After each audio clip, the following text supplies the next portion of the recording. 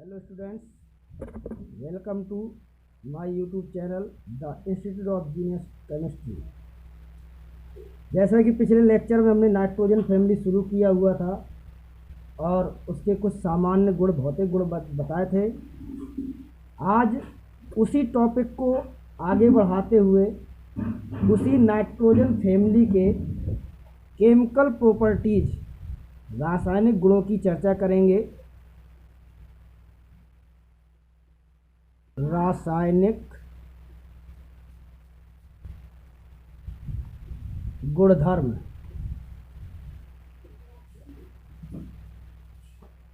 Chemical properties.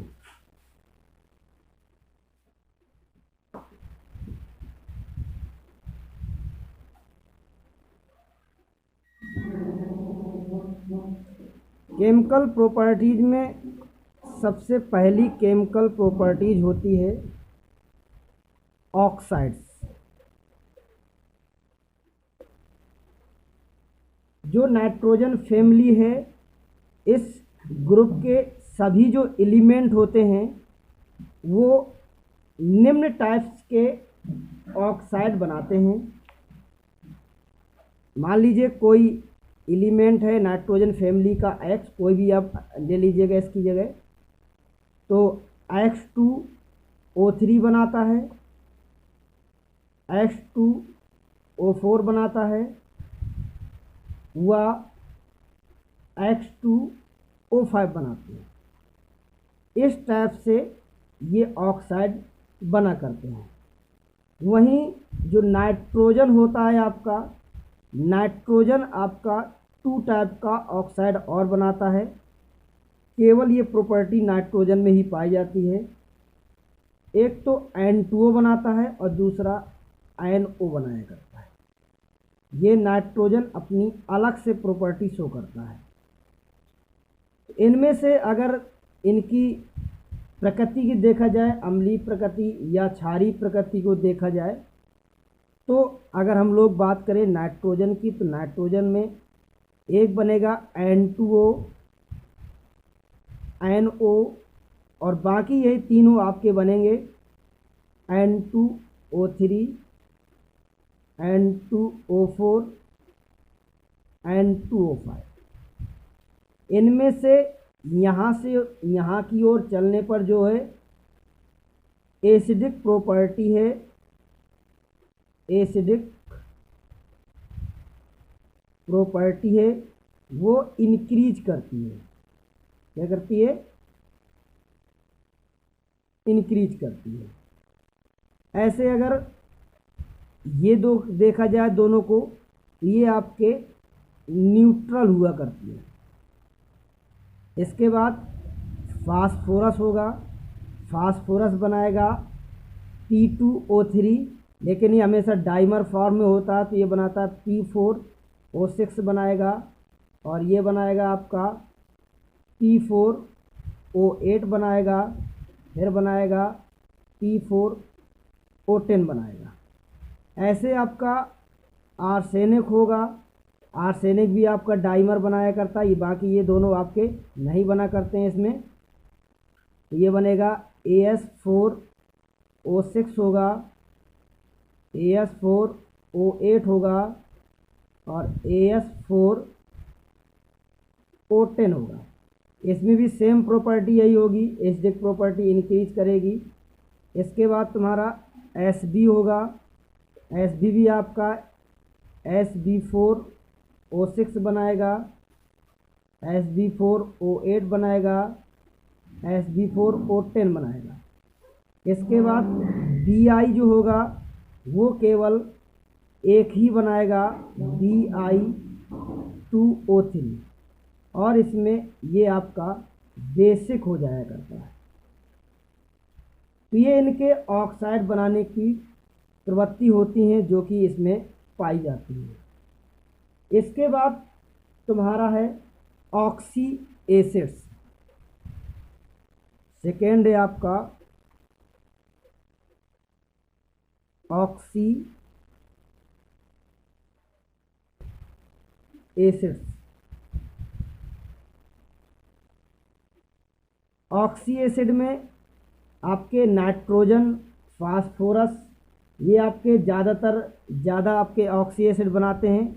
जैसे अगर nitrogen के ऑक्सी एसिड की देखा जाए तो आपका HNO3 होता है आपका, और HNO2 होता है आपका। नाइट्रस अम्ल और नाइट्रिक अम्ल दोनों इसके ऑक्सी अम्ल कहलाया करते हैं। ऐसे ही अगर फास्फोरस के देखा जाए तो फास्फोरस में H3PO4 होता है, H3PO2 होता है, H3PO3 होता है, और भी आपके हुआ करते हैं। तो ये आपके ऑक्सी अम्ल हैं नाइट्रोजन के और फास्फोरस के। इसके बाद तीसरी प्रॉपर्टी है इनकी हाइड्राइड।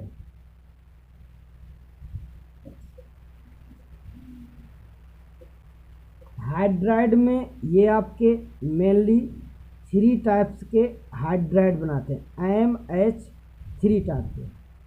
अब मान लीजिए अगर यहाँ पर आयन ले लेंगे तो NH3 हो जाएगा, P ले लेंगे तो PS3 हो जाएगा, AS ले लेंगे AS3 हो जाएगा, SB लेंगे SBH3 हो जाएगा, BI ले लेंगे तो BIH3 हो जाएगा। ये आपका कहलाता है अमोनिया, सबको पता है अमोनिया कहलाता है। ये कहलाती है फास्फीन, ये कहलाती है आर्सीन, और ये कहलाती है स्टेबीन, ये कहलाती है बिस्मेथीन। ये आपके हाइड्राइड्स बनाने की प्रॉपर्टी होती है। इनमें ये जो आपके होते हैं सभी हाइड्राइड्स आपके विषैले होते हैं, पॉइजनस हुआ करते हैं। इसके बाद फोर्थ प्रॉपर्टी है आपकी हाइलाइट्स।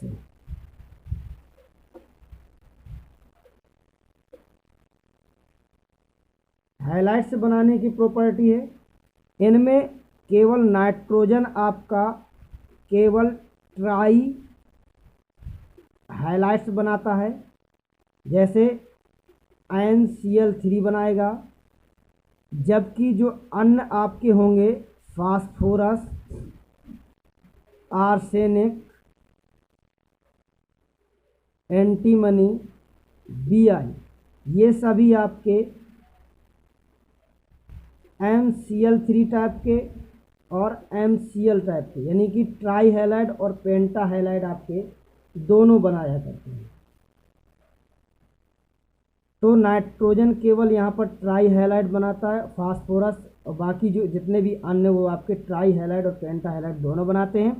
क्यों? इसमें वैकेंट डी ऑर्बिटल नहीं पाई जाती हैं और बाकी में सब में वैकेंट डी ऑर्बिटल पाई जाती हैं, इसलिए ये आपके दोनों बनाया करते हैं। ये आपकी केमिकल प्रॉपर्टीज हुई हैं, और इन केमिकल प्रॉपर्टीज को आपको ध्यान से लर्न रखना है। कभी कभी इसमें ऐसा हो जाए कि ये कह दे कि अगर लिखा हुआ है इस हाइलाइट्स के बारे में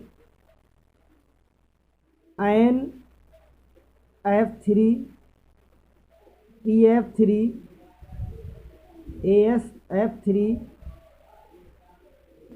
SBF3 और BIF3, इनमें कह दिया जाए अगर क्षारीय प्रकृति कहाँ पर सबसे ज़्यादा होगी, कहाँ पर सबसे कम होगी, तो आपको इस प्रकार से लर्न रखना। इसकी क्षारीय प्रकृति सबसे ज़्यादा हुआ करती है। कभी कभी अगर एंगल की बात करें तो एंगल में भी आपका क्या होगा, हाइड्राइड्स के एंगल की बात कर दे कभी तो NH3, PS3, ASH3,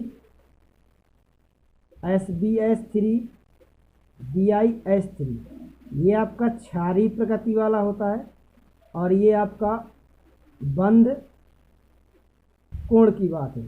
अगर बंद कोण की बात करें तो इनमें जो है ये आपका सबसे ज़्यादा होता है, फिर ये होता है, फिर आपका ये होता है, और इन दोनों के बॉन्ड एंगल आपके लगभग बराबर हुआ करते हैं। ये क्वेश्चन भी आपका कभी कभार कंपटीशन वगैरह में पूछ लेता है, इसको आपको याद रखना। अगर वीडियो अच्छी लगी हो तो लाइक शेयर और कमेंट ज़रूर करिएगा। धन्यवाद।